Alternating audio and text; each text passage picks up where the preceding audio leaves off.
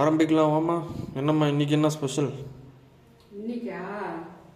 இன்னைக்கு தேங்காய் பால் பாயசம் பண்ணலான்னு இருக்கேன். அதுக்கெல்லாம் எடுத்து வச்சிருக்கேன். தேங்காய் ஆட்டி பால் எடுத்து வச்சிருக்கேன். இந்த தேங்காயிலே 4 ஏலக்காய் போட்டு ஆட்டி எடுத்து வச்சிட்டேன். சர்க்கரை ஒரு 300-350 கிராம் இருக்கும். சேமியா, முந்திரி, திராட்சை. இன்னைக்கு பால் பாயசம், தேங்காய் பால் பாயசம் வச்சுட்டா ஆரம்பிக்கலாமா? ஆரம்பி.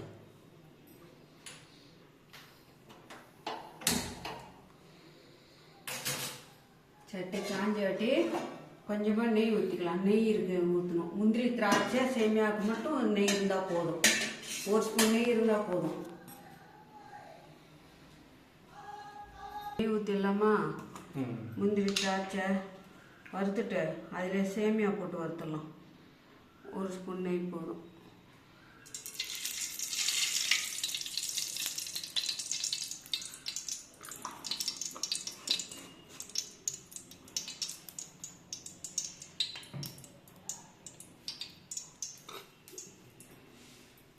முந்திரி திராட்சை வறுத்துடலாமா?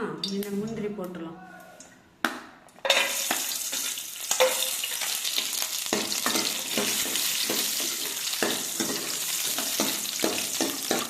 அது தலை சத்தம் கேட்குதுல்ல, அதுக்கு முந்திரி திராட்சைலாம் கை எடுத்து வச்சேன். அது அந்த ஈரப்பசைக்கு தலன்னு கேட்குது.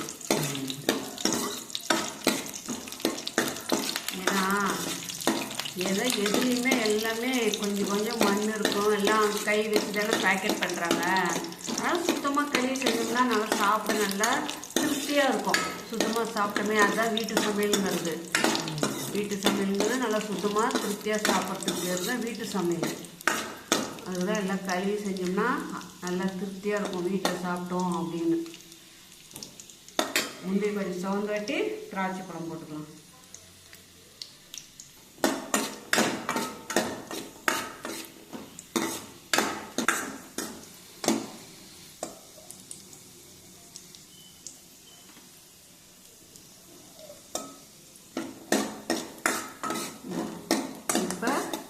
திராட்சை போட்டுக்கலாம். முந்திரி பத்தியா சவுந்துச்சா? இப்போ திராட்சை போட்டுக்கலாம்.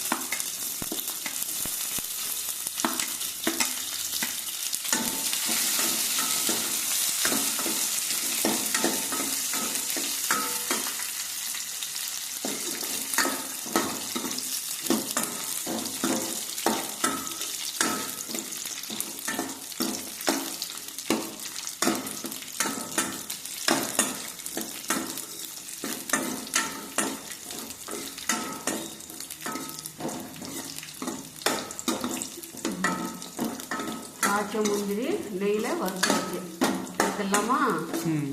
எல்லாம் பற்றிய புசுன்னு வந்துருக்குது. இந்த டைமில் எல்லாம் எடுத்துடலாம். எடுத்துட்டு இதில் சேமியா கொஞ்சம் லைட்டாக வறுத்துக்கலாம். அப்போ தான் நல்லா இருக்கும் பாயாசம்.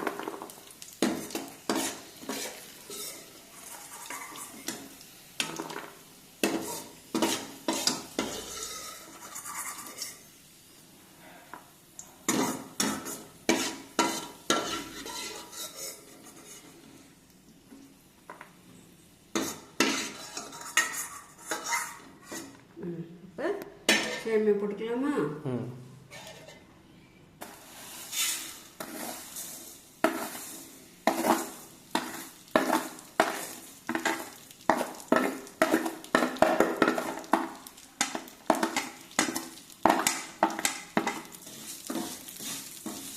லைட்டாக வறுத்துக்கலாம் போதும். ரொம்ப வறுக்க வேணாம், லைட்டாக வறுத்தா போதும்.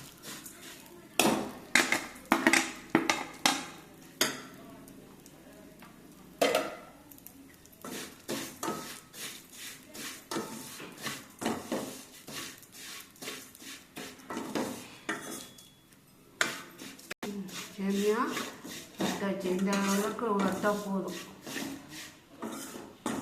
சேமியா வறுத்தாச்சா? இது கரெக்டான பக்குவம். இப்போ இது எடுத்துடலாம்.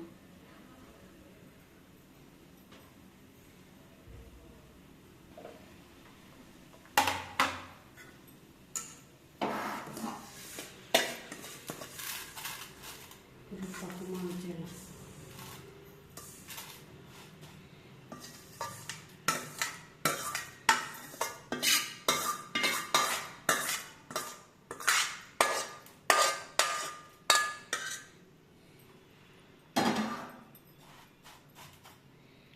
இதில் தண்ணி ஊற்றிடலாம்.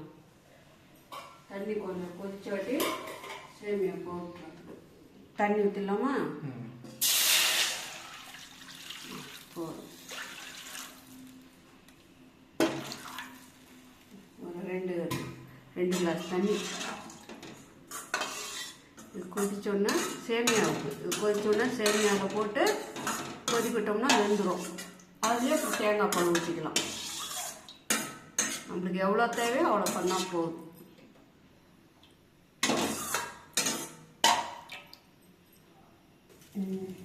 தண்ணி கொதிச்சிருச்சா?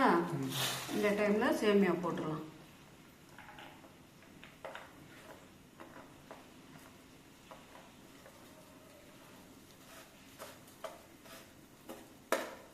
சேமியா போட்டுடலாமா?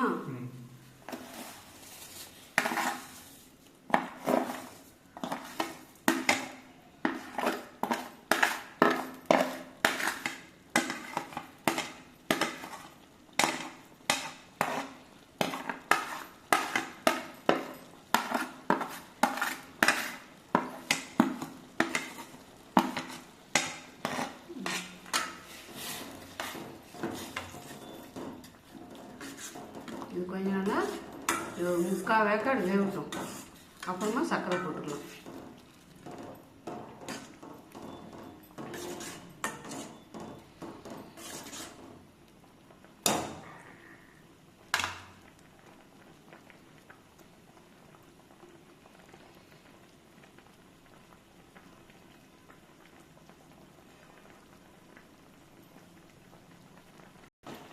ரெடி ஆயிடுச்சு. சேமியா வெந்துருச்சு. இந்த டைமில் சர்க்கரை போட்டுக்கலாம். சேமியா வெந்துருச்சா? சேமியா வெந்துருச்சு. இந்த டைமில் சர்க்கரை போட்டுக்கலாம். நம்மளுக்கு எவ்வளோ இனிப்பு தேவையோ அவ்வளோ போட்டுக்கலாம்.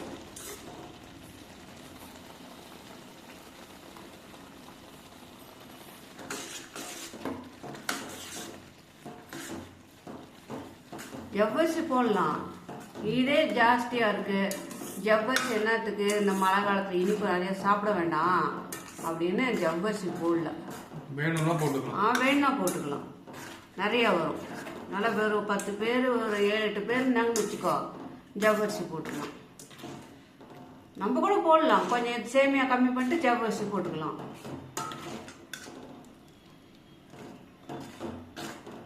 சர்க்கரை கரையட்டும்.